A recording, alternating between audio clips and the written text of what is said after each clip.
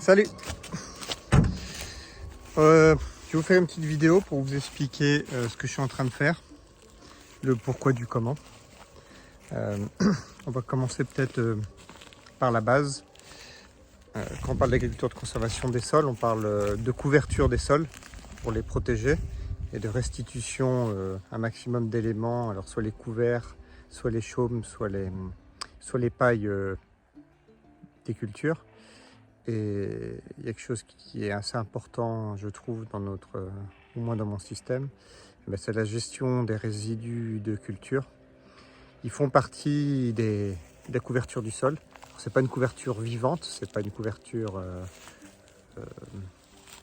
par les plantes, par leur canopée, mais plutôt par leurs résidus, parce qu'entre un blé et un colza, par exemple, on n'a pas de couverture végétale vivante, c'est une couverture végétale morte. Mais pour autant, c'est quand même important, je trouve, d'avoir une excellente répartition de ces éléments, de toute cette biomasse. Parce que le but, c'est d'arriver à protéger le sol des UV, protéger des UV du soleil. Donc là, après la moisson, on se retrouve avec un terrain qui n'est pas toujours bien protégé. Et surtout, on n'est pas tous égaux vis-à-vis du matériel qu'on a. On a tous des machines différentes, elles ont leurs avantages et leurs inconvénients.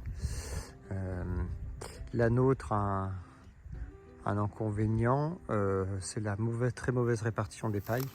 Alors ici, j'ai coupé en biais, je vais vous expliquer. Alors c'est coupé assez bas, c'est une parcelle, cette année j'ai énormément de culture versée, parce qu'on s'est pris un orage de grêle et de 150 mm de pluie en quelques jours, juste avant la récolte. Donc ça nous a obligé à faucher très bas. Et on voit que notre machine a très mauvaise répartition. Ici on voit qu'il n'y a rien. Là on voit que c'est un tapis très épais. Ici rien, et ainsi de suite.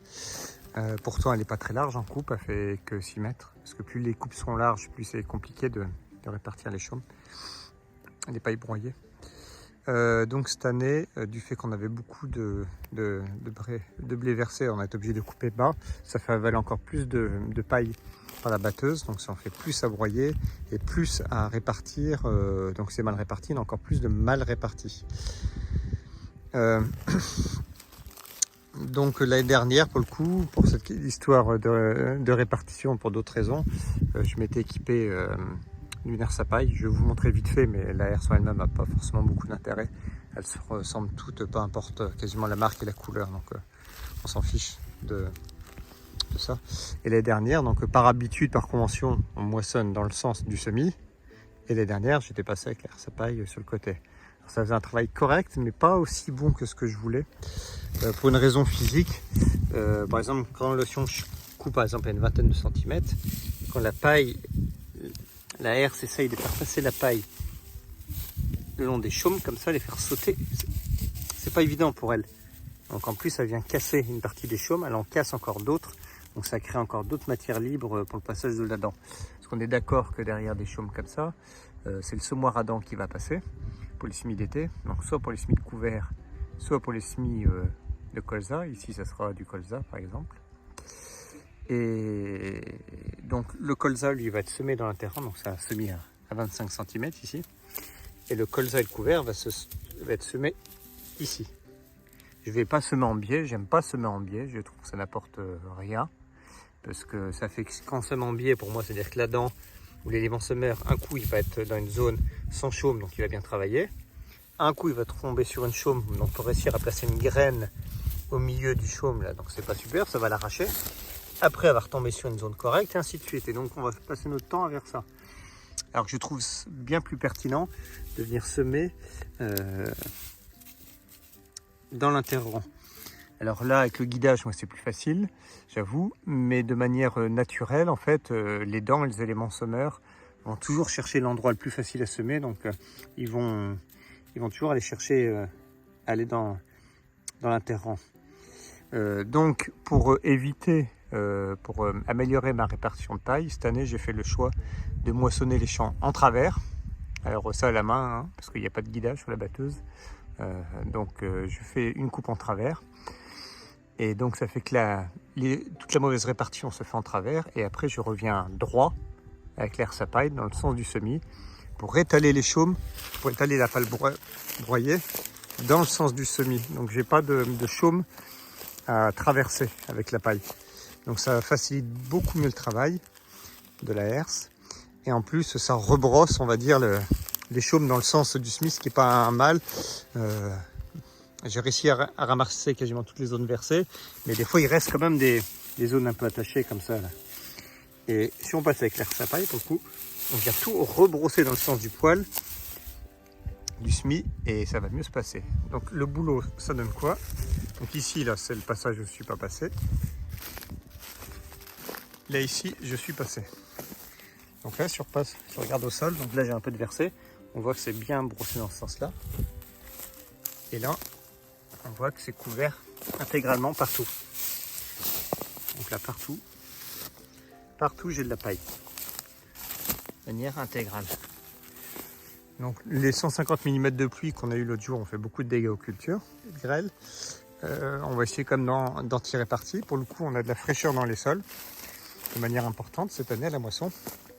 Donc on va essayer de la conserver jusque dans les semis. Donc en mettant un mulch comme ça, je peux vous assurer qu'on va garder la fraîcheur beaucoup plus longtemps. Donc voilà, donc je passe ça de cette façon ici. En même temps cette année pour le coup, vu qu'on a eu beaucoup de pluie, qui dit beaucoup de pluie au mois de juin, je pense que le risque limace peut être important. On a eu ce souci là l'année dernière, j'ai pas forcément prêté assez attention, j'ai eu beaucoup de dégâts sur les colzas, donc je suis venu en curatif avec des grosses doses d'anti-limace alors que j'avais jamais eu besoin d'en mettre sur colza jusqu'à maintenant. Donc là cette année je prends les devants, je les pends en même temps que le passage l'air sapaille. Idéalement il faudrait mieux qu'il soit sur l'appareil à les pendre derrière ou passer avec le quad de derrière quoi. Donc là je fais ce passage là systématique et j'essaie de suivre la batteuse.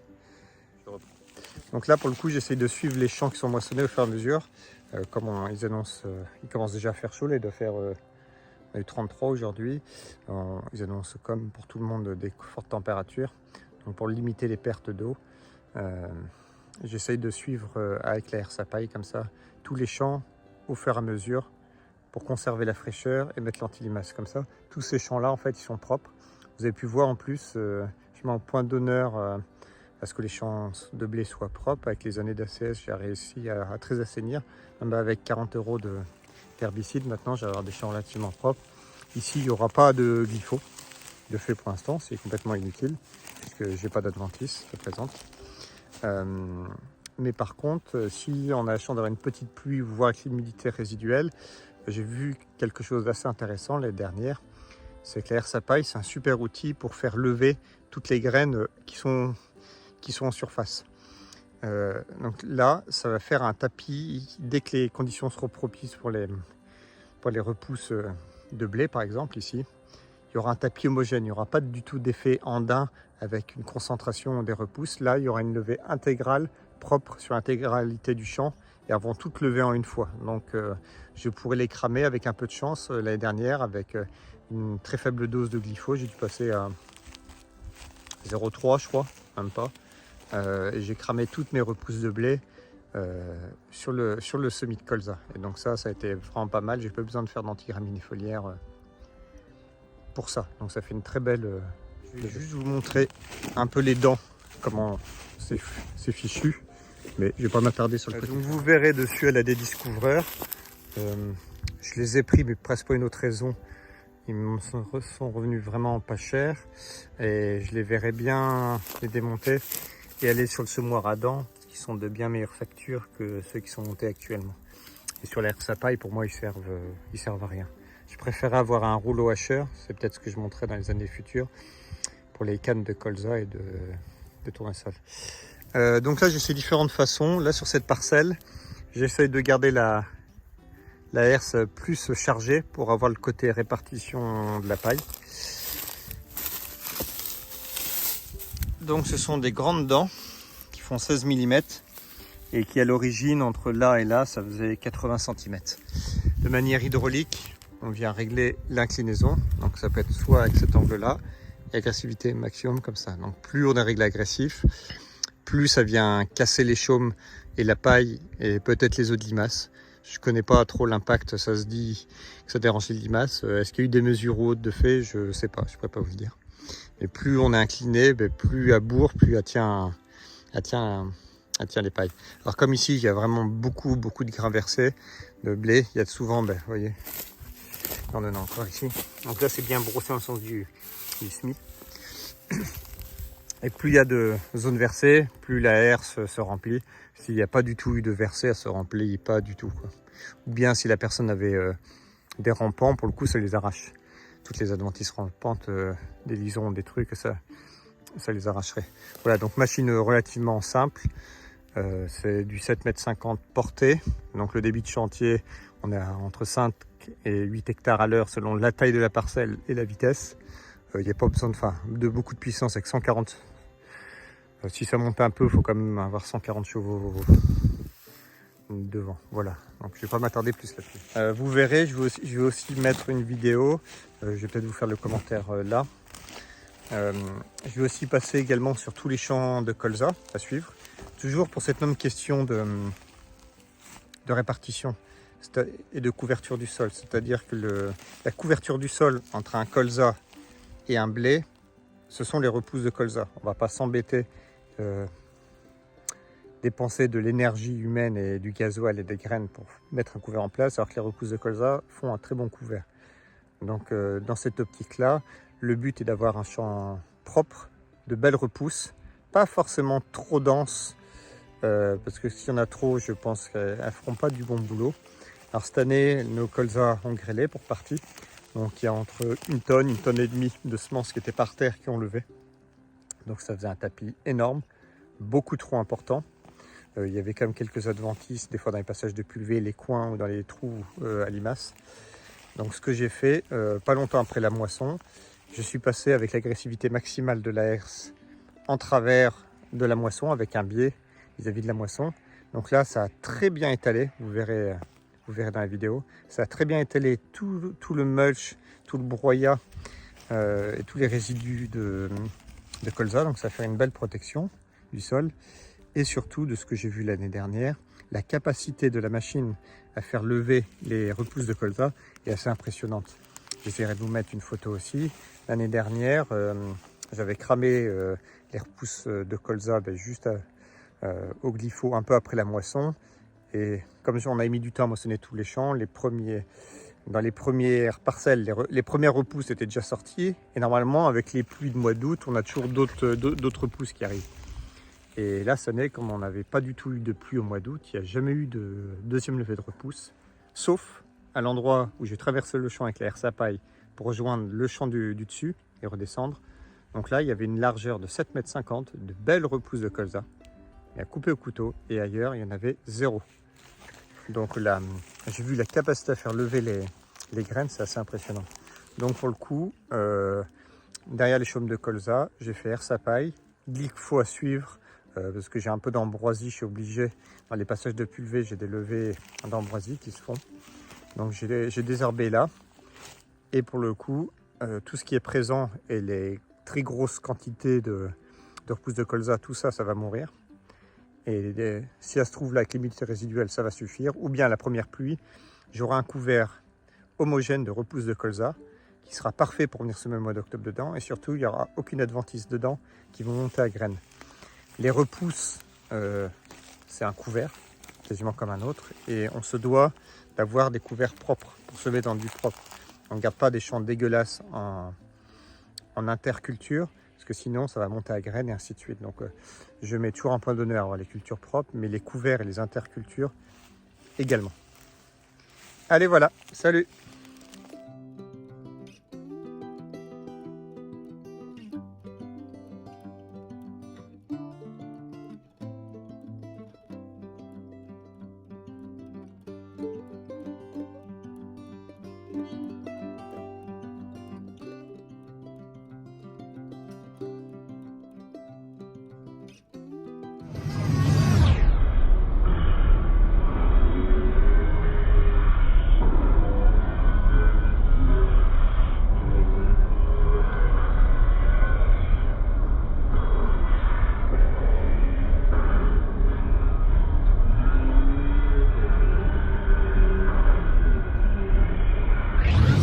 Cette chambre que j'ai moissonné en biais dans ce sens-là hier. Donc là, je repasse la herse à paille en balançant de l'antilimace dans le sens du semis, du futur semis, enfin du premier semis, du deuxième semis, vu que j'ai semé en interrang le colza. Donc comme ça, je viens rebrosser dans le sens du poil et comme ça, normalement, je ne devrais pas du tout avoir de bourrage. Ça devrait être pas mal, la répartition des pailles. Et ouais, désolé Nicolas.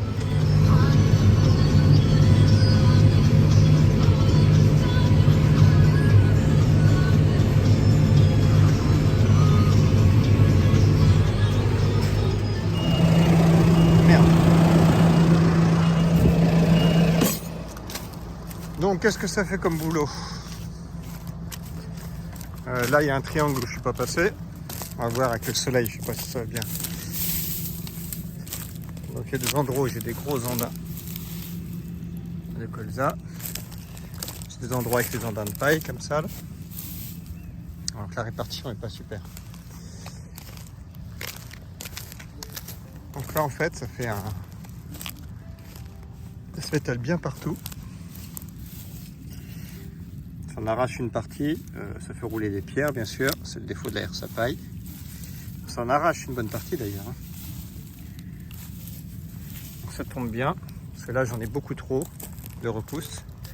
Donc on voit que tout est réparti de manière homogène. Bon, ça c'est un gros souci.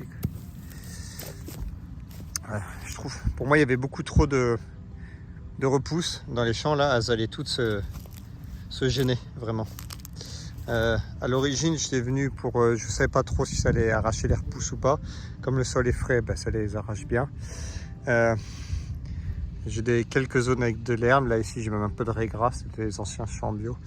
J'hésite voilà, à venir faire un glypho dans moins de 5 jours avant que les autres colzas sont levés, parce que le fait de passer, je suis sûr d'un truc, c'est qu'il va y avoir une belle levée de repousses. Celles-là sont toutes arrachées là. Et comme ça remue comme un peu de terre, ça remet en contact, donc ça va faire d'autres levées. Et on voit que c'est bien étalé partout. C'est beaucoup plus homogène. Donc à mon avis, la répartition de la matière est meilleure. Et dans le suivi de la parcelle, pour les futurs semis, nourrir le sol, je pense que ça peut être que un plus. Le début de chantier est excellent. Ah, ça a tout crevé ça, tant mieux. Voilà.